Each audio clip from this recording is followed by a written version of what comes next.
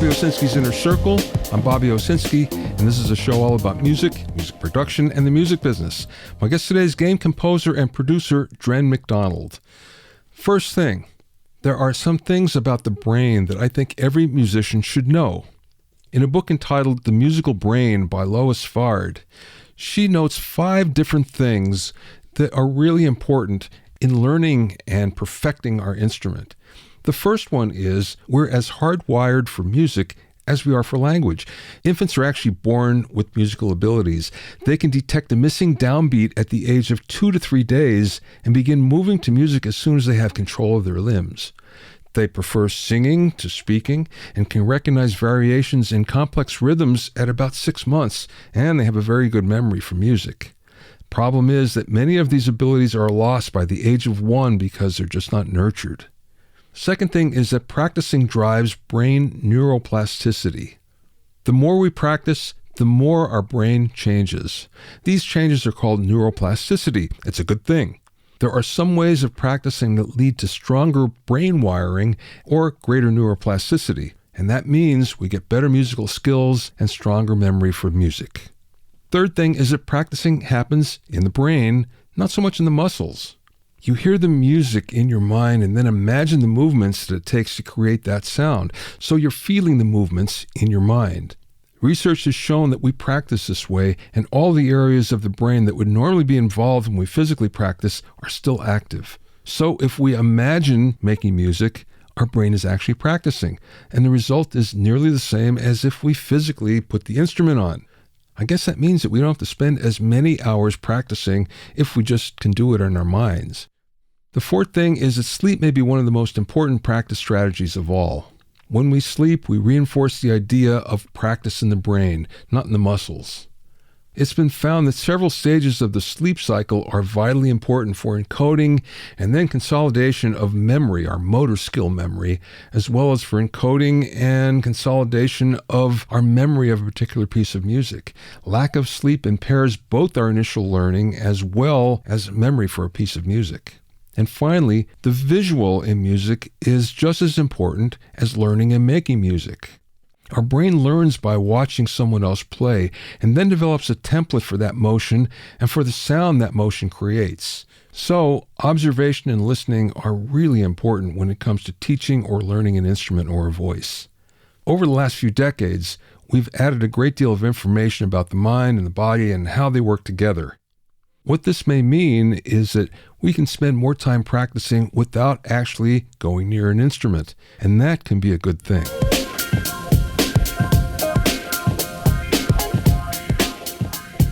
If you have any comments or questions, you can send them to questions@bobbyowsinski.com.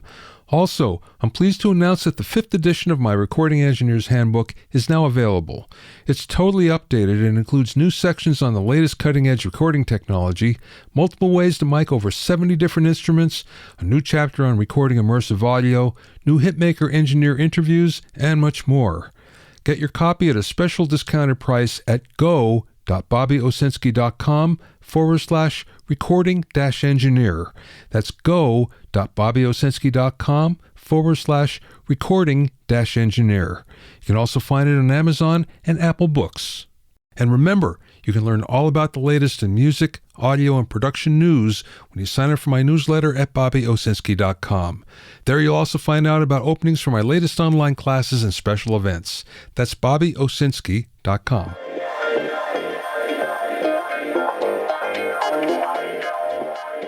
Now, artificial intelligence, or AI, is really hot these days, and it's hyped in a lot of different ways, and some of them are negative, unrightfully so. But that being said, there are a number of terms that are being thrown around that are thought of as interchangeable, but they're really not. For instance, AI, machine learning, neural networks, and deep learning.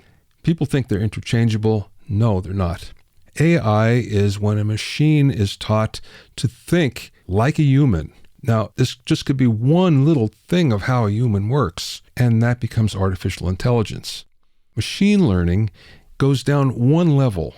It's still artificial intelligence, but what we're doing is we're training the computer to actually learn something, but we have to physically train it. For instance, if we feed it a number of pictures of dogs, after a while it begins to understand what a dog is, and then it knows when a cat shows up that it's different. The thing is, we trained it that way. When we go one step further, we get into neural networks. Neural networks don't have to be specifically trained. They train themselves, but they need a lot of information to do so. These are called large language models. The more information it gets, the better it is at doing what it has to do.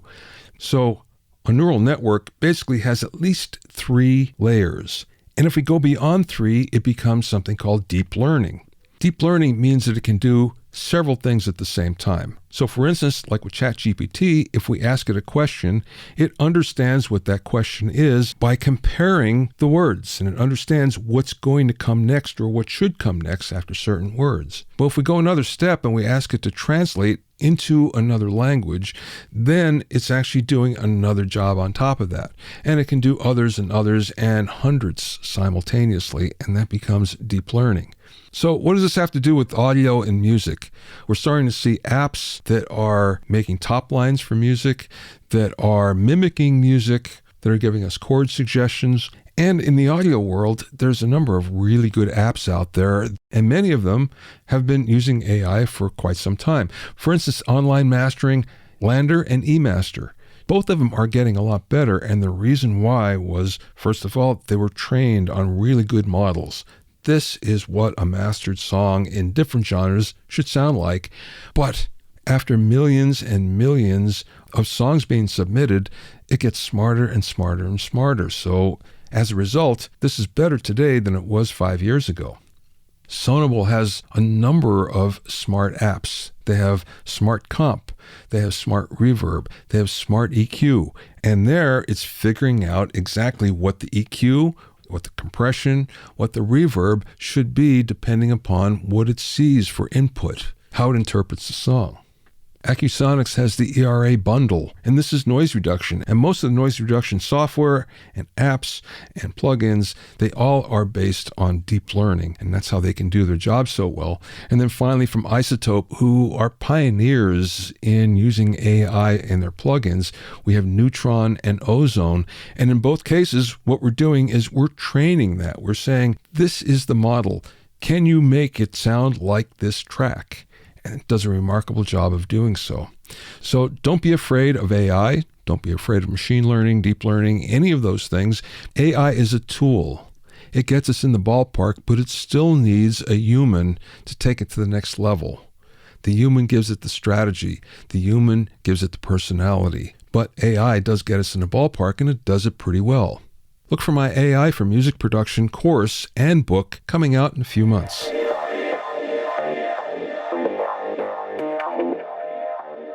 My guest this week is composer and producer Dren McDonald, who's done everything from experimental indie rock to video game music, to string quartet chamber music, to film and VR animation soundtracks. He's worked with game studios and publishers such as Valve Corporation, Ubisoft, Glu Mobile, DeNA Hasbro, Romero Games, Zynga, Tapulous, and many others. And he's been nominated for awards for his soundtrack, music, and sound design work 16 times and has won 5 times. Dren also created music and audio designs for AR and VR experiences at Facebook and taught at the University of California, Santa Cruz and the San Francisco Conservatory of Music. He's released several original game soundtrack releases on Nerdtracks Recordings, as well as instrumental recordings for Appearing Records. During the interview, we spoke about how he got into video games, directing voiceovers for games, how sound design is different for games than film, working on A&R audio for Facebook, his new album built around hundreds of guitar tracks, and much more. I spoke with Dren via Zoom from his studio in the Bay Area.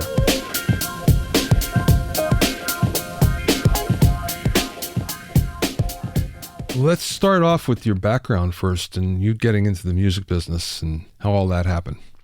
Yeah, a long and windy road that was not planned. As I think this is true for a lot of people who are in the business, probably. Well, let's see. I guess,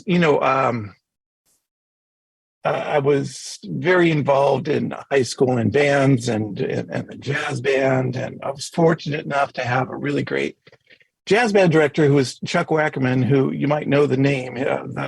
The sons all played and with various artists, and I was lucky enough to have him as my jazz band teacher. He was very encouraging and kind of an entryway into the music business. Really, he introduced me to a lot of people. I ended up playing in a band with one of his sons, and then moving ahead, I started college as a music major, but didn't finish as a music major.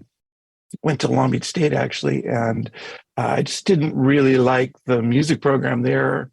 I ended up going to Golden West College because they had a 24-track studio at the time with 2-inch tape. And, I thought, this is fantastic. I can actually go in and use this facility and learn how to engineer. So I started learning that there at Golden West College, then came back to Long Beach State and finished as actually an English major. Anyway, trying to keep this short, but then I was in a band. We did lots of tours. We toured Europe a few times and the United States, South by Southwest, and did all those things. And because I had a band, we couldn't get signed, so I started a label because we were kind of a weird band at the time. It was that band, which was called Giant Ant Farm. It was very much like a weird klezmer, Eastern European Tom Waits meets pop music kind of thing. We had trombone, clarinet, accordion, stand-up bass. I played acoustic guitar and banjo and sang, and so they're pop songs, but all couched in very unusual instrumentation. So, well, how's a label going to sign that? No one wanted to sign that. So I started a label, kind of kept that going for a while, and then that turned into a music merchandising company that I kind of kept running, and I worked.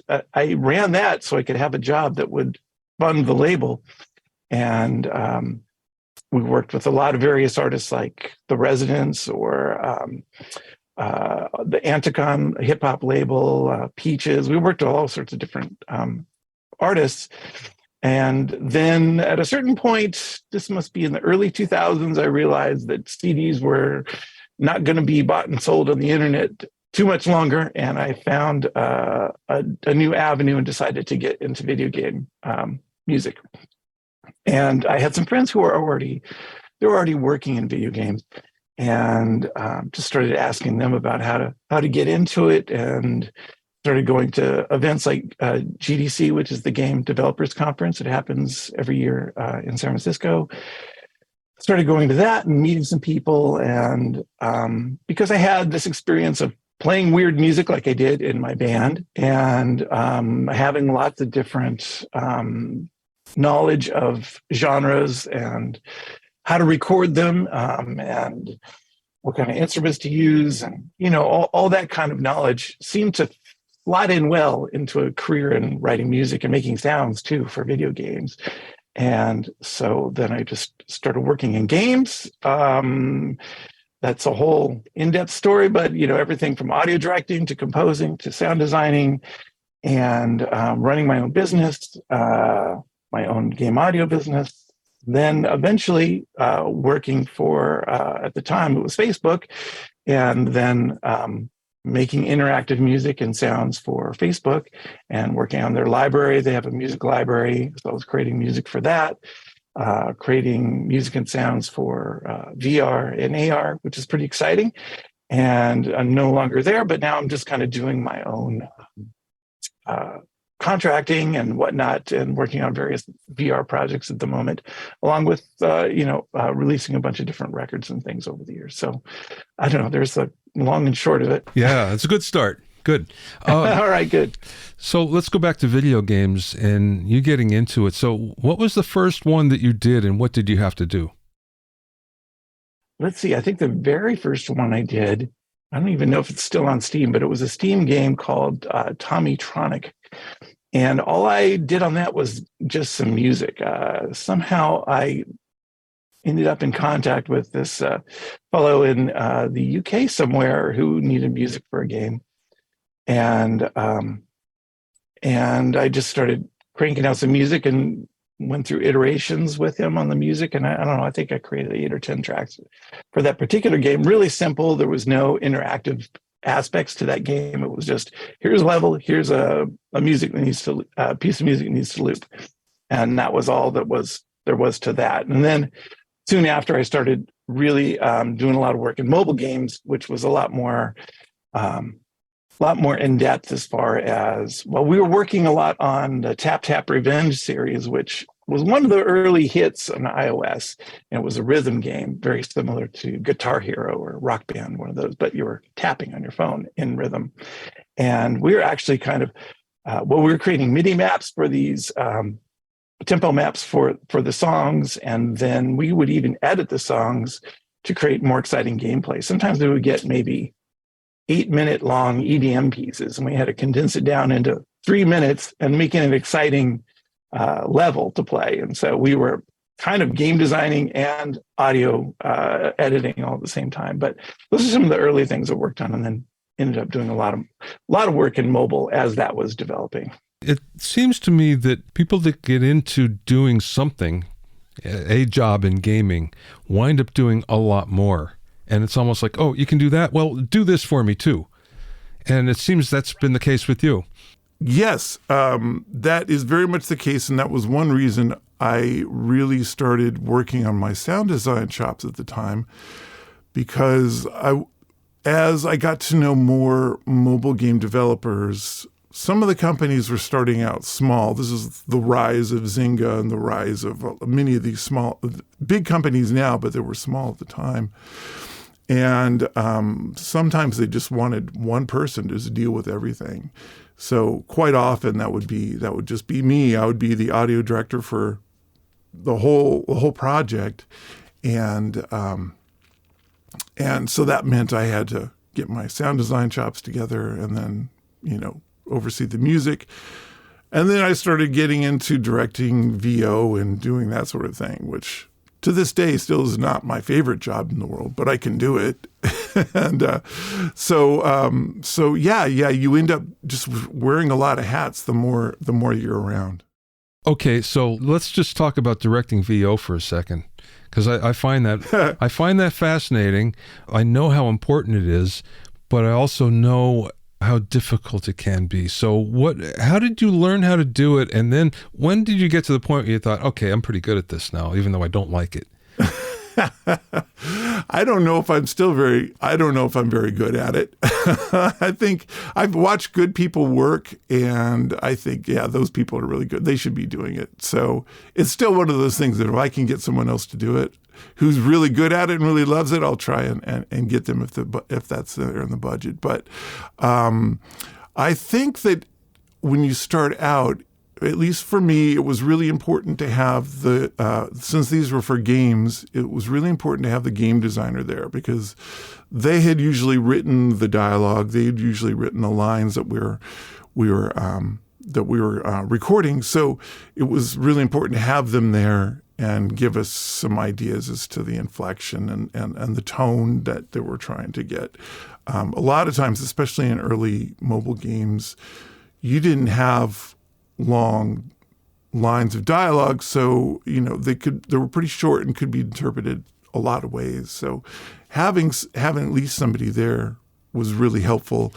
And then I think getting a system for putting in markers as you're recording, and then coming up with a way to quickly determine which seemed like the best take at the time was real important, because you can end up going through this stuff and it can take a long time. So if you can identify that pretty quickly, and your ear gets pretty good at it, after doing a lot of it, that can really help.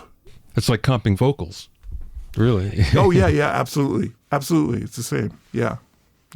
Okay, just a second here for sound design. So you had to learn how to do it. And I'm thinking that sound design for games is different than sound design for film. Am I wrong? No, you're right. I mean, a lot of the same principles apply, but the big difference is it's interactive. And so if you have a gunshot, let's say, if you're playing a game, you don't want to hear the same gunshot over and over and over again, the same sample. That will really ruin the immersion of the project, of the game, and it really just feels like you're just playing a game, and it's It's a lot more fun if it sounds real. Maybe gunshot's a bad example, but it doesn't have to sound real, but it has to sound, there has to be variations. So what you learn to do is kind of create different variations of a sound. And in the most basic level, maybe you have, let's call it a popping a bubble sound in a game. And you create 3 or 4 different versions of that popping a bubble sound, and those can randomize. That's like sort of the most basic version of it. And then as you use audio middleware like Fmod or Wise, then you can start to change the random, you can randomize your volume, you can randomize your pitch, and start introducing some more elements in there that change it a little bit even more. And for some bigger titles, AAA games that have a lot more resource for their sounds, you even get into having layers of those sounds that can randomize their pitch and variations, and then also pick a different sample to use. So it's always combining different samples and always providing different randomizations. So that's kind of the biggest change between, say film, TV, and games, is you have that interactive quality that you have to account for and keep things sounding fresh. Yeah. Okay, then you talked about Facebook, and that must have been a big change, jumping from what you were doing to games to suddenly this huge company. And it's a small division in a huge company that's little known, actually, right? Right, yeah. I think before all the layoffs in November, we had 130 people on that sound team, which seems absurd if you compare it to, say, a big game studio or something. I think Blizzard maybe has 40 or 50 people at the most, So, we had a huge amount of people. But yeah, a very, very different experience. It's sort of that phrase, flying the airplane while you're building it is very true in the tech world, because you don't know how things are going to end up happening. For example, we were working on this device called the Portal, which was it was basically like a video call device, and we were integrating some of the AR software into that. And there was a really nice feature called Story Time, where grandparents could have a video call with their grandkid. And rather than just having that awkward kind of, we're on a video call together and then no one knows what to do, they would be telling stories. So you could tell the story of the 3 little pigs, and then the grandparents would have, the face of the wolf on their, an AR mask, or an AR mask of the pigs, or whatever. And there's little animations. And so we were adding audio to that. And I think we had been months in development, and then at a certain point we're like, is the Portal even going to have sound? We don't know. It might not even have sound. So, you just run into these weird issues where, you've been working on something and all of a sudden it just blows up, or it goes well and it ships the way it's supposed to. So you find yourself running into these problems when you're trying to create software for hardware that hasn't shipped yet. So that's a tricky proposition sometimes. Was all this an immersive? Immersive sound, like that division? Immersive audio. Was this all, everything you were doing, was it for immersive delivery? Oh, well, so the AR stuff, oddly enough, we call it AR, but it was basically all mono. So this is all mono playing out of a single speaker on the Portal device. So that AR stuff, even though it was very immersive visually, audio-wise, we were only working in mono, which is crazy. And I remember just trying to get left and right channels into the Spark software, that we were using for AR, several years ago. And it was always a challenge. So that stuff never went to a point where it was spatial.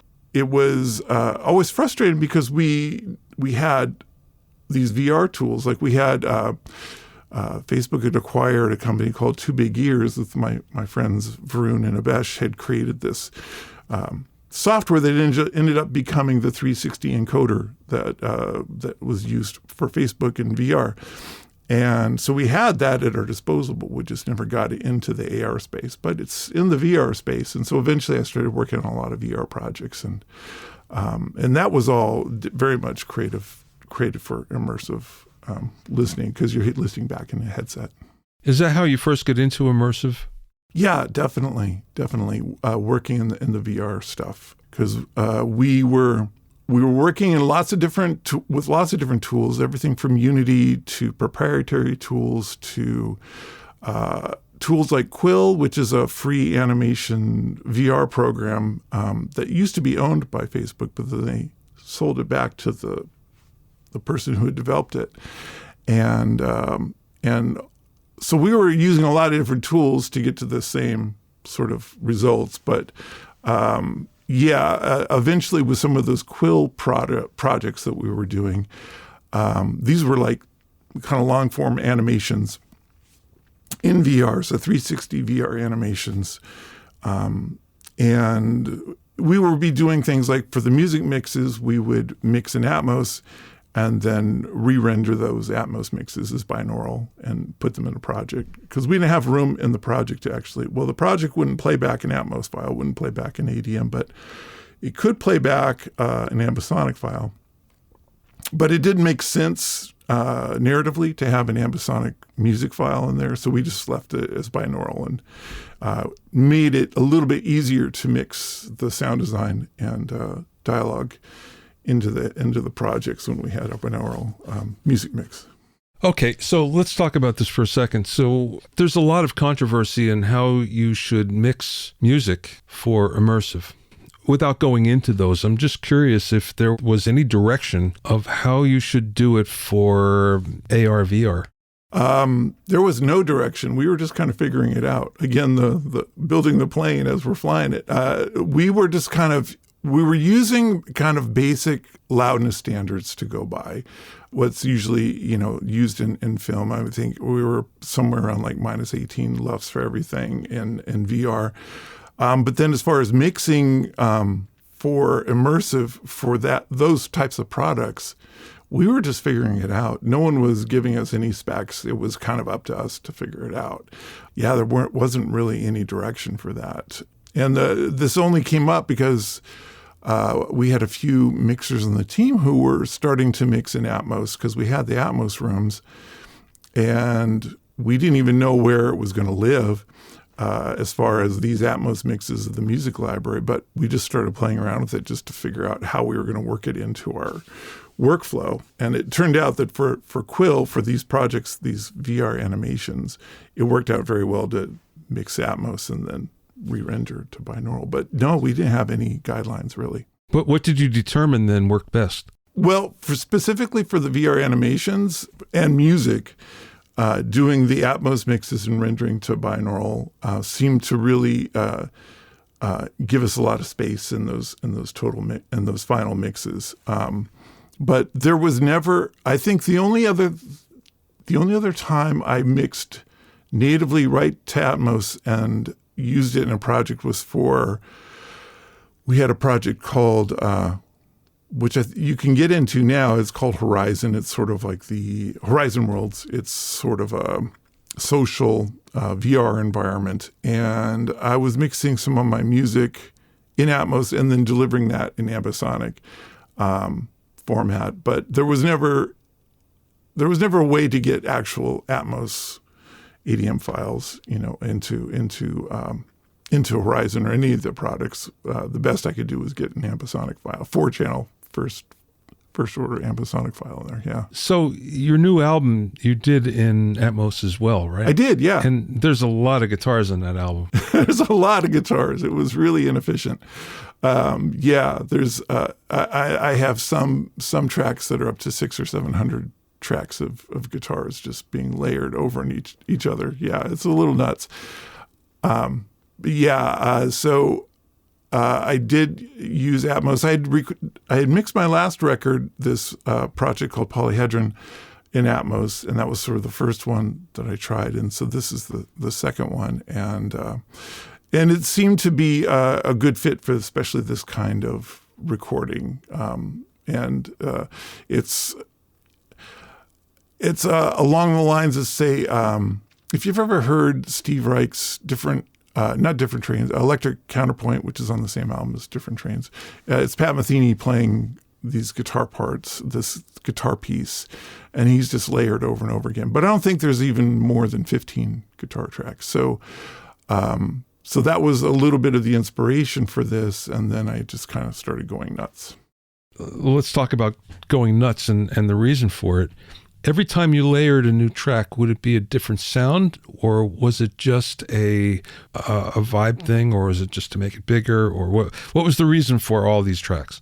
So yeah, but some of the guitar parts seem to be begging for a bigger presentation, I guess, for lack of a better term. So if there was maybe a high arpeggiated part, that sometimes those that was in the background, those seem to feel like they wanted to have a lot of guitars playing, rather than, say, a melody part, which might not be lots of guitars layered. That might be a lot fewer. So when I would record, usually I would record from 3 different positions, 3 different mic positions all at the same time.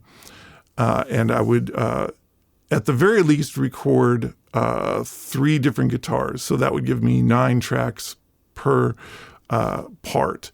And then once I came back to mixing it, sometimes those distant parts didn't work. I would take them out, or sometimes there were phase problems or whatever, and I would kind of go in and tweak those. But the basic idea was kind of thinking about an orchestra and how 30 violins work together, and how and they sound bigger than 30 violins, when you're in a room with them. So I was trying to recreate that kind of sound. What would it sound like if there were 30 guitar players in the room? But doing it this way, rather than having 30 guitar players in a room, I think gave me the advantage of being able to separate a lot of those parts that worked better for Atmos. I think if I had just done whatever you would do in a room for 30 guitar players, it wouldn't be 30 different microphones. It would probably be a stereo pair and maybe a few placed mics. That probably wouldn't give me the control that I wanted to have for the Atmos mix. So, so it was like a very textured thing sometimes, So you went into this thinking about the Atmos mix then? I was, yeah. Because I had done that last record in Atmos, it was definitely on my mind, and I was thinking about that, yeah. Did you use any of the Atmos configured reverbs or effects or anything like that? Or were you staying mostly like in mono stereo tracks that were placed as objects? Right, yeah. For reverbs, I was using some of the updated reverbs. I think the Liquid Sonics has Seventh Heaven and Cinematic Rooms, and I think there's one other one, the Plate one. I think they all have a 7.1.4 version of them, I believe, or maybe it's 7.1.2. Anyway, there is a surround version of them. So I was sticking to those usually, and then sometimes sometimes I would use the Space Designer in Logic Pro too, because that was native. And so I would use those on bus sends, and those would be beds. Usually I did the reverbs as beds, and then I had to be selective with so many tracks. I had to be selective about which ones I would use as objects. But what I would end up doing quite often is I would, in the stereo mix, I had created all these track stacks for, say, there's 50 guitar parts in one track stack. I didn't want to set up different plugins for each one of those single tracks, so I would just put them in a track stack and try and treat them as one as best I could first. And once I had the way I worked was I had a stereo mix first, and then I took those stems and put them in and mixed those in the Atmos session. I think it would have been unwieldy otherwise, yeah. I was going to ask you how it folded down, but you didn't care if you have a stereo version as well, right? Right, yeah. I've heard of a lot of people going doing both at the same time now, and I can see maybe getting to that point. But so far, I'm doing a stereo version first, and then doing the Atmos, and that does change some things. Like maybe I'll change the processing after I've bounced out those stems and just go, oh, that sounds maybe too compressed for the Atmos version. I'll go back and maybe rebounce it, and for whatever reason, yeah. But it does seem to change things the more I'm working in Atmos, and I'm by no means any kind of expert, but the more I'm doing it, the more I'm learning about the space that's available. And it's really changing things, yeah. How long did it take you to do this album? It took about a year working off and on. I recorded most of it over the course of 6 to 8 weeks, I think. And then, then I think after that, it was just a matter of taking my time with the mixes. And it has been done for maybe 3 or 4 months, and I've just been, a little bit longer maybe, but I've been slowly releasing it. But yeah, I think overall it took about a year. The songs, some of the titles, I had different versions of them before, and then as I was recording that last record, the Polyhedron record, I came upon this idea of the layering guitars. I had done it in one of those songs on that record, and so it just kind of evolved from having a couple of songs that were kind of rough versions, having this idea of the multi-guitar layers, and then it was just a lot of work just to redo those songs with all the new guitars layering. I listened to the samples on your website, and I didn't quite grasp the fact that you had so many tracks, but I have to say, in retrospect, it didn't sound like it. It sounded very organized, and it's so easy, as you know, when you have that many tracks, to just come up with a cacophony of sound rather than something that is very distinct. But that wasn't the case. It just sounded thick, and it was like, oh, there's a lot going on here, but it makes sense because it's one element rather than a bunch of elements fighting each other. Oh, good. Yeah, thanks. And that was a trick to get, especially there was no strumming really on this record. It's just all single picking. And so getting the timing, I think it was what took me the most, is making sure that I wasn't getting too much of a chorusing effect between all the guitars, and really just trying to, sometimes I wanted that, but then sometimes I wanted very, very tight rhythms. It sounds like there's a lot of arpeggiation on the songs that I listen to anyway. Was that electronic, or did you play that in? Oh, I played everything in. I think the only electronics that I used was on the very last song. I had taken some samples from that same song, and I ran them through some of my modular gear, and then spat something out and made that the intro and outro. But apart from that, no, everything else was pretty much just played in. Yeah. You have a lot of different experiences now in immersive spatial audio in a number of different distribution areas, more so than most people I talk to. So the question is, where do you see this going? Wow, that's a great question.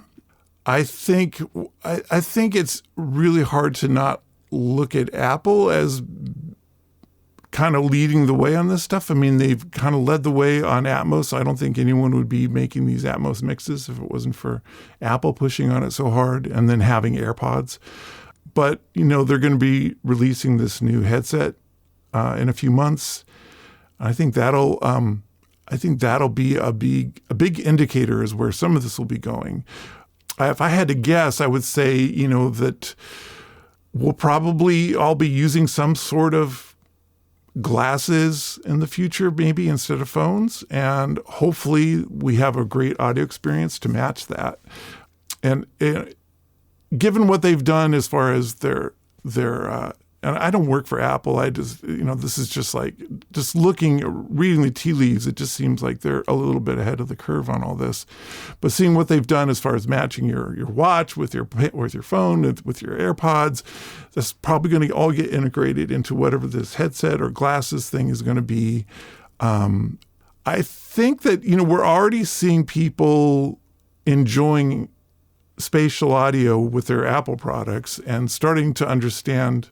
I mean, there's a lot of confusing terms out there, but I think people are starting to understand that this is going to sound better. It's, it sounds better than, I remember working on games, in 2010, 2013, 14. And, the big argument then was, are people even listening to their phones while they play a game? That was literally an argument. Like, I had to fight for the idea that audio mattered, because some people do listen to the audio, and it's a measurement of quality for their product.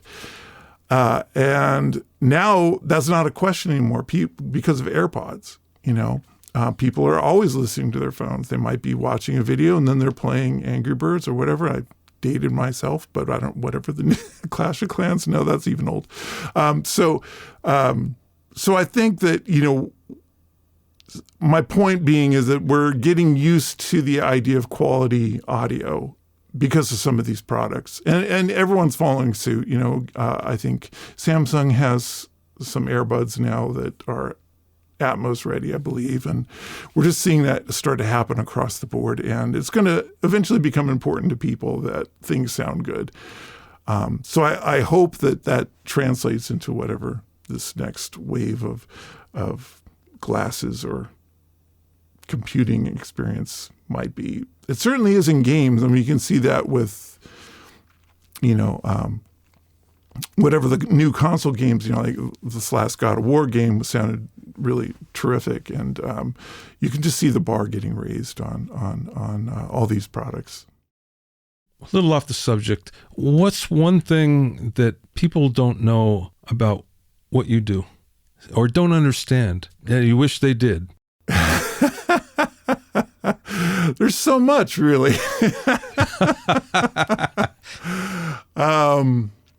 Gosh, that's a really good question. If I have to pick one, I think maybe just and it's not really a technical thing, but it's maybe, and I think we all do this if we work in audio, it's the attention to detail that we all have in our ears when we're listening to things. I don't think people realize what we're always listening for, what's important, what sounds good, what doesn't sound good, how to develop that. Maybe people are going to start to realize this a bit more. I think people do realize it on a subconscious level. I've always said that I think people know when something sounds good or bad, and they might not even say, that doesn't sound good, but they may not want to listen to it again, or their opinion, like especially in the world of games, if something sounds terrible to them while they're playing a game, they may not say, I hate that sound, but they might not play the game again. So, I guess my answer would probably be just the amount of thought and I guess training that goes into listening and thinking about how things sound, especially in our world. Not to go on another tangent, but if I go into a restaurant and the music is so loud I can't have a conversation, I walk out of the restaurant. I wish more people were like that, and maybe more aware of their sounds around them. It's interesting because the NAB did a number of surveys and studies, and they go back some years, the 80s, 90s, about audio on the radio.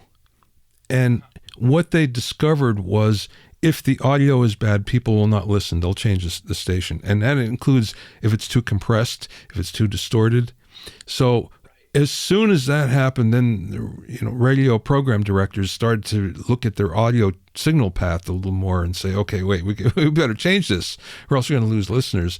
It doesn't matter so much today, but it just goes to show that, yes, your underlying argument, or it's an underlying argument for what you're talking about, about people understand, and maybe subconsciously. Right. Yeah, I think people can't necessarily articulate it, but unless they've been in the business or trained or went to music school or whatever. But yeah, I think everyone hears it and has a reaction to it for sure. What's the best piece of advice? Could be business, it could be music, that maybe you learned along the way or somebody imparted to you?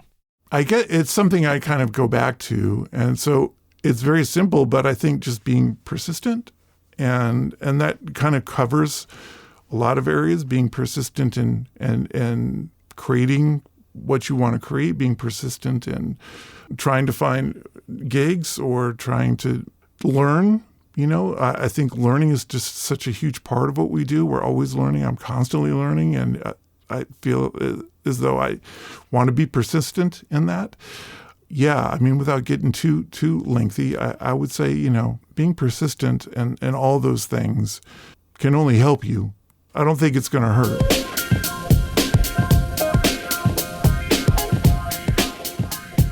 You can find out more about Dren and his latest album at drenmcdonald.com. That's Dren McDonald, DrenMcDonald,